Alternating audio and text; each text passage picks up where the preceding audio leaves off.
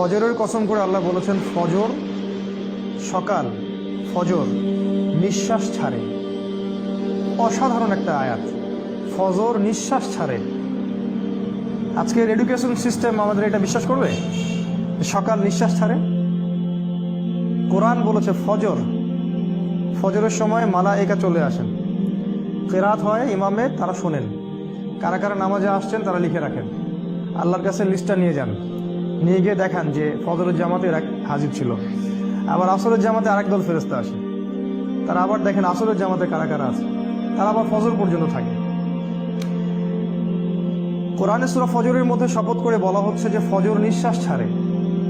আমাদের education system কি বিশ্বাস করবে কথাটা যে ফজর নিঃশ্বাস ছাড়ে? তারা বল পাগলের পোলা, কি বলে, হয়তো গাল গল্প বলে। এই জন্য আমি বারবার বলি যে this education system is created by দাজ্জাল। এই এডুকেশন সিস্টেমটা ক্রিয়েট করেছে দাজ্জাল নিজেই। তার উদ্দেশ্য একটাই, কিভাবে আমাদের পুরো জেনারেশনের পর জেনারেশন, প্রজন্মের পর প্রজন্মকে আল্লাহ থেকে দূরে সরানো যায়, এটাই উদ্দেশ্য, আর কোনো উদ্দেশ্য নেই।